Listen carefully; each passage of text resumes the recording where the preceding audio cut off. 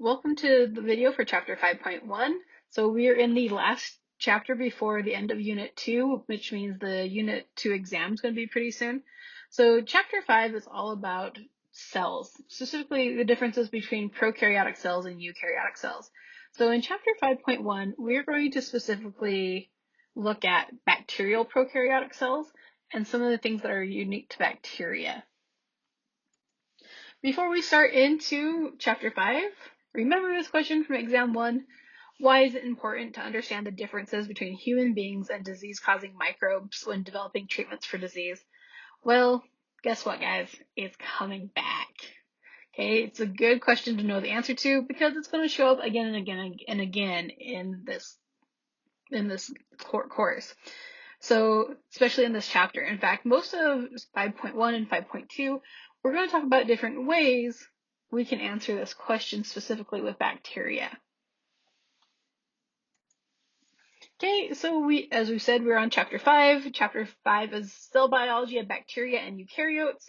So some of the chapter objectives are we're going to we're going to just be able to describe the key parts of a bacterial cell. We're going to be able to explain the function of a bacterial cell's parts and their importance for antibiotic therapy, aka how can we treat bacterial infections. And we're going to be able to describe the key parts of a eukaryotic cell and explain how pathogens take advantage of those to infect a eukaryotic host. But first, let's do a case study. Okay, so our case study takes place in fall in upstate New York, specifically in Westchester County. So this is a community in the woods just north of New York City. So our case study follows Sharon. So Sharon is the CEO of a startup company. Okay, Sharon's getting on in years. She's worked her way up. She spends a lot of weekends at a travel home her and her husband have up in Westchester. Okay, so during the summer, she's always there on the weekends. She spends the weekends out on her deck, emailing her managers. The thing is, her home up in Westchester is in the woods, right? Specifically, it's shaded by a lot of tall oak trees. Now, oak trees have acorns. Acorns are the food source and provide for a lot in that kind of ecosystem. So acorns aren't just for squirrels. So the acorns specifically in Sharon's yard are providing the food for a very large population of mice, which then are in turn feeding a large population of ticks, specifically Ixodes scapularis. Okay, so Sharon and her husband one evening in the fall, they're enjoying the outside. It's starting to get cold, but it's still warm enough that they've gone on a few hikes in the last few days. They've taken an extended vacation at their Westchester home. So one of these evenings, a couple of days after they had a pretty long walk through the woods, Sharon's husband noticed that on the back of Sharon's arm, she has a very distinct rash. Okay, this rash looks like a bullseye. Now, one of the things that I want you to kind of come from this course is we're going to look at some really common pathogens. Now, if you ever get a bullseye rash on any part of your body, you immediately need to go to the doctor. Okay, so once her husband pointed out that Sharon had this bullseye rash, she started to think about it and she's like, oh, I've seen this on the internet. Okay, it's a sign for Lyme disease. Okay, specifically a type of borealis caused by a spirochete that the tick carries called Borrelia burgdorferi. Okay, so this is very specific to this strain. Okay, and remember it's a spirochete, so it kind of looks like a curly fry a little bit. Okay, so it has this distinct curved shape. Okay, well, once she realized that it was a sign of Lyme disease, Sharon kind of spiraled a little bit, like we probably all would if we knew what we were looking at. So she started to think about all the situations in her neighborhood where similar rashes have been seen. Okay, she recalled that one of her neighbor's children had this rash, and then it had gone undetected and untreated for a long time, and that child was ended up diagnosed with Lyme disease. And one of the side effects of the version of Lyme disease that child got is that they developed crippling arthritis. So kind of like rheumatoid arthritis, their hands twisted, and it was not good, especially for a kid. Okay, and then she remembered that she had another neighbor that also had contracted Lyme disease, but this neighbor was very successful in life. He owned one of those multi-million-dollar cabins in this area. Well, he also had gotten this Lyme disease, and his side effects of getting this disease were a little bit different. Okay, he actually got neurological symptoms.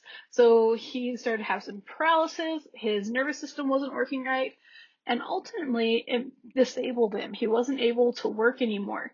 So he ultimately lost his job and his large home in the area.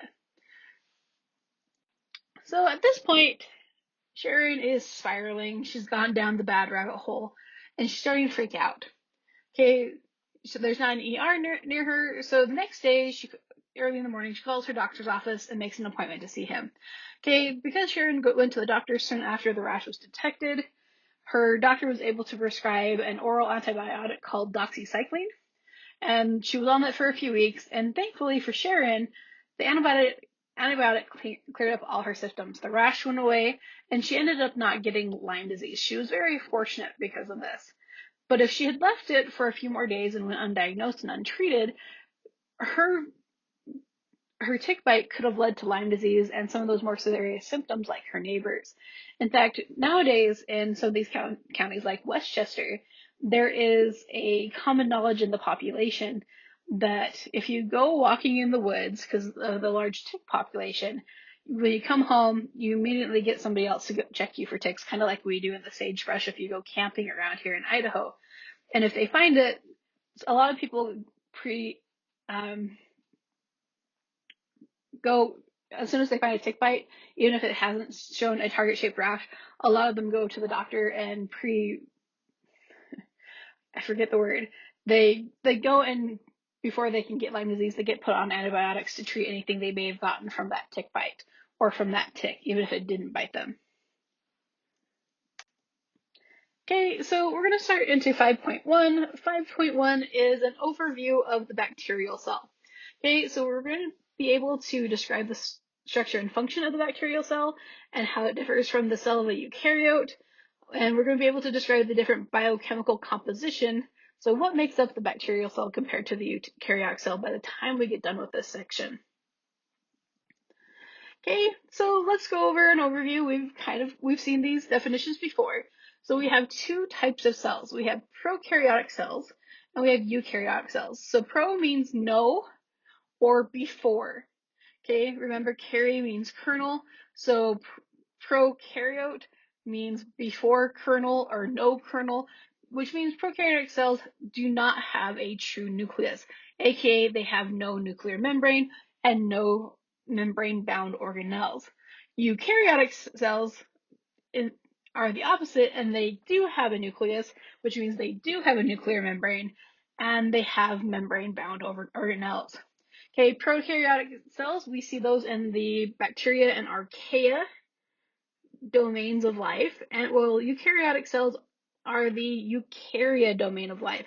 Okay, that means these are animals, plants, fungi, protists, and so forth. Okay, one of the reasons why we go over cell biology and microbiology is so we can understand what we can expect to see with different pathogens. Okay, because remember, it goes back to that question. If we know the difference between prokaryotic cells and eukaryotic cells, and we know the difference between our cells and pathogens, we can target those pathogens without harming our cells. So in this section and the next section, we are going to focus on the bacterial cell and differences in the bacterial cell that we can target with antibiotics and other medications that will ultimately only affect the bacterial cells and not ours. Okay, so this is a quick schematic of some differences between the eukaryotic cell and the prokaryotic cell. Okay, eukaryotes have this nucleus.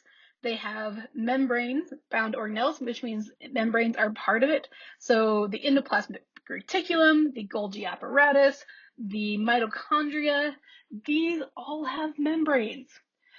Okay, and these three things are all things we don't see in prokaryotic cells. Okay, we see flagella. So some eukaryotic cells can have flagella, but we don't have a nucleus, we don't have an endoplasmic reticulum, and we don't have a Golgi apparatus. So we need to understand some of these basic differences between these two types of cells. Now, before we talk about the differences, let's talk about what's the same. All cells, whether they're prokaryotic or eukaryotic, have four common things. Okay, so four common components. Okay, so the four things that all cells share is one, they have a cell membrane. Okay, so they have that outer boundary that separates the cell's interior from the surrounding environment. So it keeps stuff that's supposed to be in the cell in and keeps stuff that's supposed to be out. Okay, all cells have DNA, so they have a genome, they have genetic material. Okay, this is important to make more cells. Okay, the third thing that we have in common are ribosomes. If you remember from Biology 201 and regular high school biology, ribosomes are the thing that make proteins. So our cells depend on proteins to survive. Okay, they're everywhere. They're in the cytoplasm, they're in the membrane, they're just everywhere. So if we didn't have ribosomes, our cells couldn't function. We couldn't make our proteins. Okay, and then fourth, all cells have cytoplasm. Okay, so it's that gel-like substance that is composed of water. It's going to contain enzymes, salts, the organelles, different cell components, and various organic molecules. Okay, so it's going to kind of be the blood of the cell, and it's going to support the cell and keep it healthy. Okay, so let's go specifically to bacteria. So what are some of the things that we can look at and know that are specific to bacteria only? So one of the general properties bacteria has is they have a pretty complex cell envelope. In fact, we're going to talk about this in quite a bit of detail in this chapter and throughout this course. Okay, specifically in this lecture. So the cell envelope is going to be different parts of the bacterial cell. It's going to include the cell membrane, cell wall, and any outer layers that cell might have. Okay, the cell envelope of bacteria has a very important job. It protects them from predators. Okay, so this could be things like amoebas. This could be your immune system.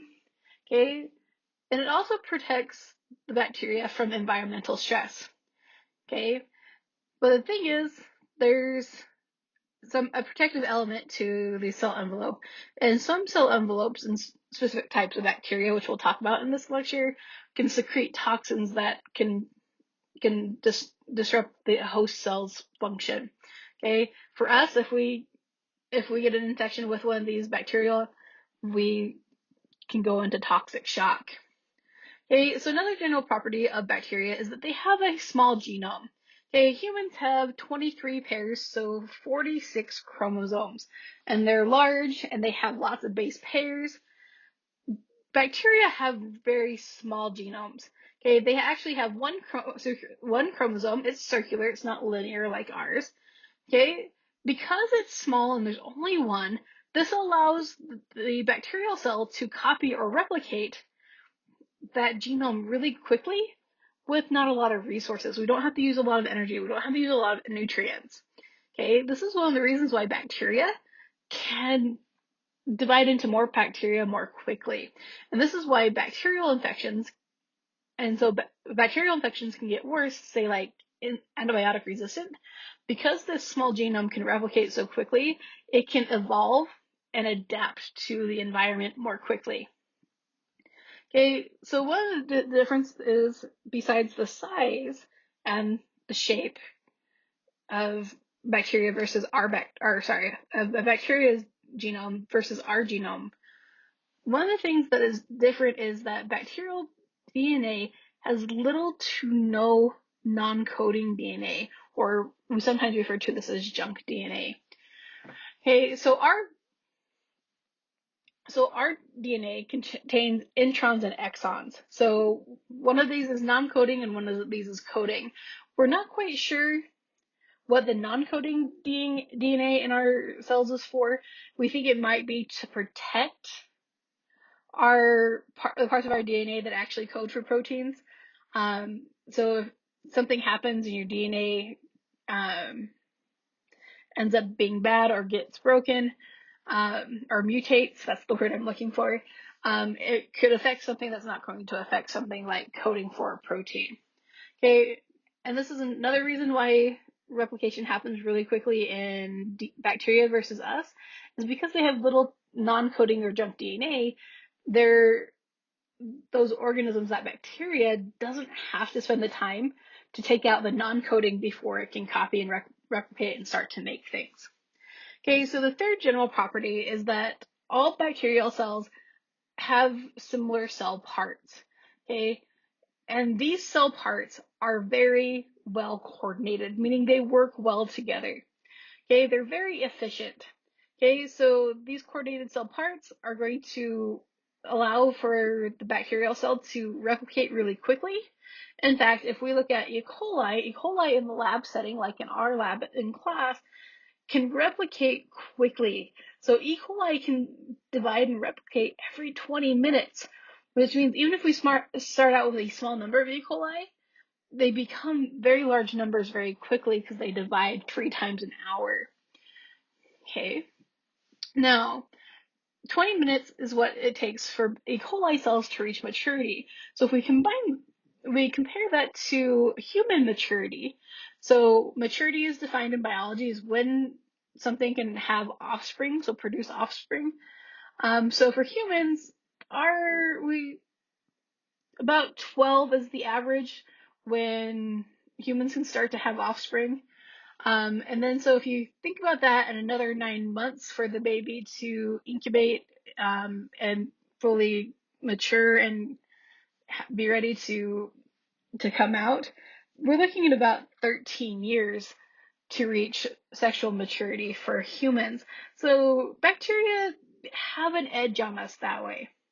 Okay, another thing that the coordinated cell parts do is it allows that bacterial cell to get away from our our immune system response. So it can evade the host's defense system. Okay, so it can either outrun our immune system, it can hide from our immune system, or it can literally just make it so that it can't be grabbed by our neutrophils, our white blood cells. Okay, so this is a pretty busy graphic. It's a pretty good overview of what's going on in a bacterial cell. Okay, so we have the different parts. We have, let me get my mouse going here. Okay, we have the flagella. This is a specific type of cell.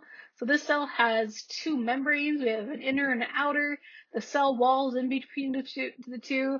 It has this outside coating called lipopolysaccharide.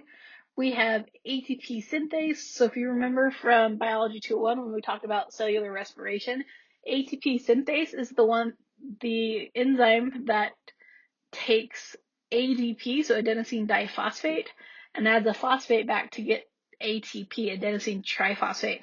ATP is very important for cells. This is our energy currency. So this is the molecule that's going to provide energy that powers almost everything in our cells. Okay, so one of the differences between our cells, so eukaryotic cells and bacterial cells, is ATP synthase for bacteria is directly in the cell membrane. Okay, our ATP synthase is found in the inner membrane of the mitochondria, because remember the mitochondria are the powerhouse of the cell. Okay, so our ATP synthase is found in mitochondria where it's a little bit more protected. Okay, and a little bit more efficient, but we'll talk about that in more detail later. Okay, so inside we have our cytoplasm, we have all these different proteins, we have these squiggly blue RNA molecules, we have little RNA polymerase, we have the ribosomes that are going to start to take this mRNA and make proteins.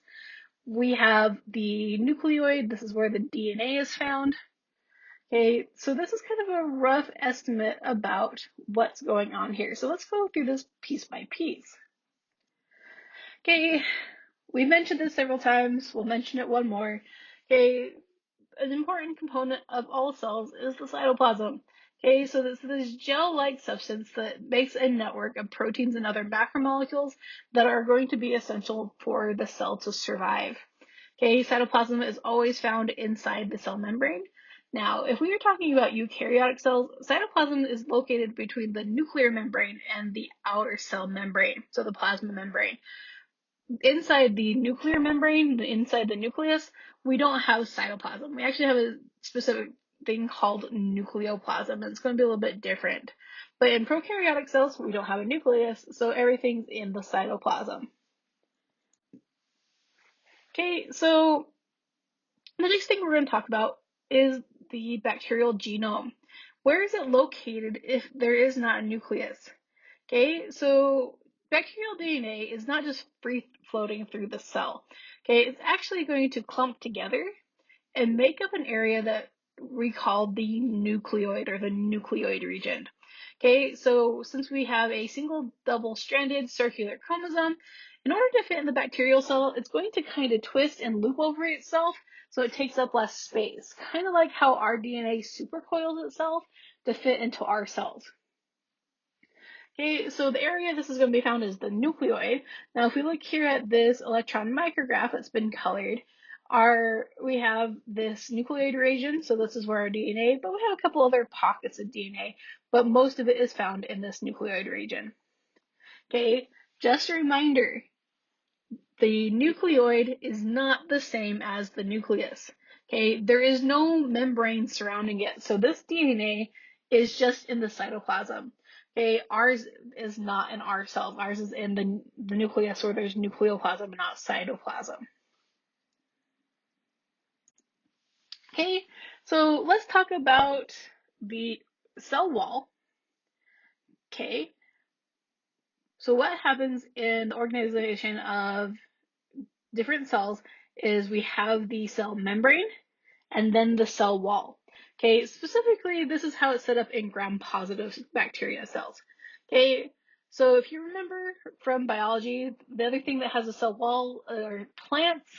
Plants have cell walls that are made of cellulose, which are long strands of glucose. Well, the cell wall that makes up bacteria is different. In fact, their cell wall is made up of a molecule called peptidoglycan. Bacteria are the only thing that make peptidoglycan. We don't make peptidoglycan, plants don't make peptidoglycan. So this is something that's unique to bacteria. And because it's unique to bacteria, this is one of our main targets for antibiotics. Okay, so our cell walls, these layers of peptidoglycan. So if you remember, one of the biggest differences between gram-positive and gram-negative cells when we were doing the gram stain is that gram-positive cells have thick or multiple layers of peptidoglycan in their cell wall, while gram-negatives have a single or very, very thin layer of peptidoglycan in their cell walls. Okay, peptidoglycan being unique to bacteria is important because we can use it as a target for different antibiotic therapies. Okay, so sometimes a bacterial cell, so gram negatives, are going to have a second outer membrane that's going to be outside the cell wall. So they're going to have two membranes. And when gram negative cells, this outer membrane is going to contain a kind of sticky layer on the outside. It's going to be made up of a molecule called lipopolysaccharide, lipopolysaccharide, not lipo. Watch what you're reading, right? Lipopolysaccharides, or LPS. Okay, so the LPS gives a lot of different advantages, which we'll talk about on the next slide, to gram negatives. But one of the things that is detrimental for us with gram negatives is that the lipopolysaccharide is actually toxic to us. So it's not a great thing to get. Okay, so in gram-negative species, the cell envelope is going to be the cell membrane, the cell wall, and the outer membrane. In gram-positives, it's going to be cell membrane, cell wall. Okay, so let's talk about gram-negatives, and let's talk about the next exam. There is a large part of the next exam that is going to include being able to tell the difference between gram-negatives and gram-positives by looking at their cellular envelope. Okay, So what we need to do is we need to be able to tell the difference between gram-positives and gram-negatives in micrographs and in illustrations, okay, in schematics like the one here on the slide. Okay, so let's talk about some distinguishing features that gram-negatives have that are going to make them easy to tell apart from gram-positives. So let's start with the micrograph here. Okay, one of the biggest differences between gram-negatives and gram-positives is gram-negatives have two membranes. They have an inner membrane and the outer membrane. And if you look really closely, you can see this line in the middle. That's that thin layer of peptidoglycan. Okay, so inner membrane, cell wall, outer membrane. Okay, so when we look at this, we look at what one of my old professors in college calls the microbial road. Okay, so we look for two dark lines in the micrograph. Now, if we were looking at a schematic, so an illustration like this underneath the micrograph, we are going to look for very specific things that are unique to gram-negatives and not gram-positives. Okay, so one of the first things, the easiest thing, we look for the peptidoglycan. Do we have a single layer like this, or do we have multiple layers? If it's a single layer, it's a gram-negative. Okay, the next thing we look for is two membranes, right? We looked for two membranes, two lines up here. We look for it in the schematic here. So we have the inner membrane and we have the outer membrane. Okay, and another thing to look for is this lipopolysaccharide layer. Okay, this LPS. Okay, the LPS is attached to the surface of that outer membrane. Okay, so this is the part that's toxic to us, is this LPS. So as long as it's attached to the gram-negative cell, it's okay. But sometimes we treat bacterial infections with antibiotics, so we punch a hole into the membrane of the cell and into the cell wall. And when that happens, what can happen is pieces of these lipopolysaccharides can come off and get into your bloodstream. Okay, when LPS is released from gram-negatives in this case, it becomes what we call an endotoxin. It's not all dissimilar from the cholera toxin that the Vibrio cholerae bacterium releases that caused our rampant diarrheal diseases. But what's going to happen is when LPS is released as an endotoxin, so it gets into your bloodstream, it's going to start to run into your different immune cells. And when it does this, it's going to activate them. Okay, so it's going to actually ramp up your immune response, and it's going to actually send you into toxic shock. There's not a lot of people that come back once they've entered toxic shock, so it's kind of a scary thing. Okay, one other thing, this lipopolysaccharide, this LPS, when it's intact, okay, so it's not going off and being an endotoxin, it's going to form what is called a capsule around the cell, okay, which is going to give another layer of protection. So different bacteria have different capsules. So a capsule is defined as a slippery mucus layer that is going to resist phagocytosis by our immune system, so our white blood cells. So what this means is that our white blood cell is going to go and it's going to try to grab on to this gram-negative cell. And because it has this slippery capsule, it's going to have a hard time getting a hold of it. Okay, so this capsule is going to allow it to escape being eaten by our white blood cells and destroyed.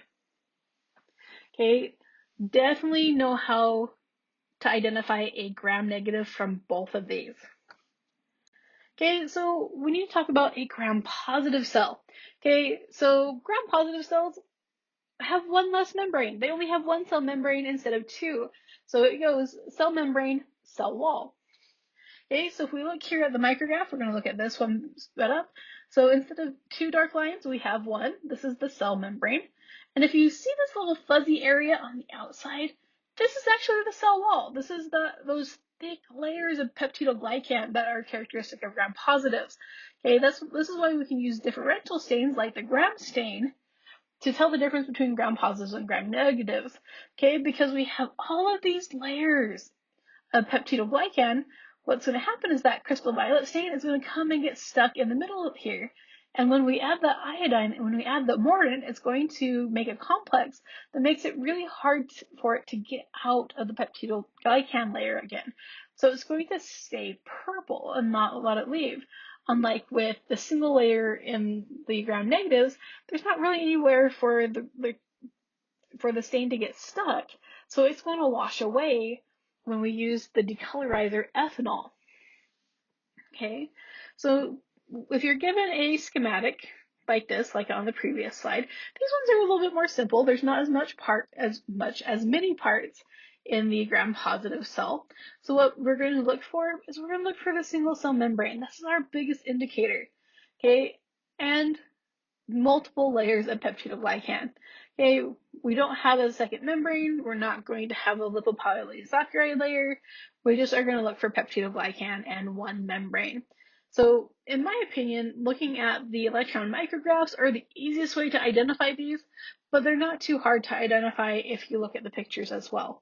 Okay, just know gram negatives, single layer peptidoglycan, the LPS layer, and two membranes. For gram positive, we're going to look for multiple peptidoglycan layers and a single cell membrane. Okay, so we are on the last slide of the lecture. So the cell wall, we need to talk about it a little bit more. So the cell wall actually kind of forms a cage. Now you can kind of think about this like one of those motorcycle cages that you see at the fair, where somebody gets inside the circular cage and can ride their motorcycle around in it. Well, this is kind of the same concept that the cell wall of a bacterial cell has. Okay, so it's made of peptidoglycan. What this really means is that we're going to have chains of glycan, so glucose, so sugar, okay, and they're going to be connected with these peptide, so amino acid linkages between the different glycan layers. Okay, so this is going to create the different links in our cage. Okay, so the cell wall has a lot of really important jobs, but it actually is a protection for the bacterial cell. So in 4.5 and 4.6, we talked about diffusion and we talked about osmosis. Okay, so how water moves in and out of the cell. So if we're isotonic, we have the same amount of water coming into the cell as it is going out. So we really see no net movement of water. It's only when we have hypertonic and hypotonic outside conditions when water is going to move in and out of the cell. Now, if we have a hypertonic condition, we're going to have a higher solute concentration outside of the cell, which means that the water from inside the cell is going to flow out into the outside environment, and it's going to cause the cell to shrink. Okay, so our cells without the cell wall will shrivel up and die, but because bacterial cells have this cell wall, this protective cage, it's actually going to prevent the cell from shrinking too much when the water leaves it. So it's going to protect it that way. And the opposite is going to happen if that bacterial cell ends up in a hypotonic environment, okay, where there's too little solute outside and more solute is going to be found inside a bacteria cell. So water from the environment is going to rush into the bacteria cell and it's going to cause it to swell. Okay, what the cell wall ends up doing is it ends up doing the opposite of when it was shrinking. Okay, it makes it so it can't expand too much and burst. So bacteria can't really choose the environment that they land in. Okay, so they have evolved to have this cell wall. So remember, 90% of bacteria have a cell wall. Only 10% don't, and it's mostly mycoplasma and ureaplasma species of bacteria. Okay, so most of the bacteria we're going to come in contact with are going to have this protective cage that's going to allow it to survive in different environments. Okay, that is section 5.1. We've talked about bacteria cells. We've talked about the cell envelope, specifically the cell membranes and the number of them, and the cell wall. We've talked about the nucleoid region, and we've kind of talked about the biochemical composition of bacteria. It has DNA, so nucleic acids, has proteins, it has the phospholipids and the bilayer, and has a lot of other molecules. Okay, what makes up the bacteria is also going to determine the pathogen's ability to cause disease, so it's pathogenesis. So like with gram-negatives, we have that lipopolysaccharide layer, that LPS layer, that can act as a toxin. So that's part of the biochemical makeup that gram-negatives have that can cause disease. So it can send you into a toxic shock when that LPS becomes an endotoxin.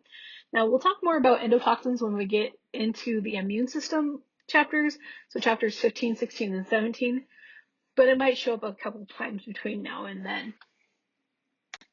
Okay, so we're going to end this lecture on a review question. So my question is, which of the following would be found in both a prokaryotic and eukaryotic cell? A, ribosomes, B, mitochondria, C, conjugation pilus, or D, endoplasmic reticulum. Okay, so take a moment, pause the video, and see if you can't find the answer. Okay, the answer to this question is A, ribosomes. Remember, both prokaryotic and eukaryotic cells have four things in common. One is ribosomes, one is DNA, one is the cell membrane, and one is cytoplasm. I forgot cytoplasm. Okay, so if we look here at the options, we know it's not mitochondria. Mitochondria and endoplasmic reticulum actually are membrane-bound organelles. Okay, so they will be found only in eukaryotes and not prokaryotes, which leaves conjugation pilus and ribosomes. Now, we really haven't talked about conjugation pilus at this point. We are going to talk about them in a few chapters. But since we haven't talked about them yet, this is a good indicator that this is not the answer. And another thing is that conjugation pili are only found in prokaryotic cells and not eukaryotic cells. Okay, so the correct answer and the only right answer is A, ribosomes. Now, this is a good question to know because what could happen is I could reverse it, right? I could say which of the following is not found in both prokaryotic and eukaryotic cells. So be sure to know those four things that they have in common. Make sure to know the difference between gram-negatives and gram-positives and be able to tell them apart in both the micrographs and the schematics. Okay, so I'll see you back for chapter 5.2.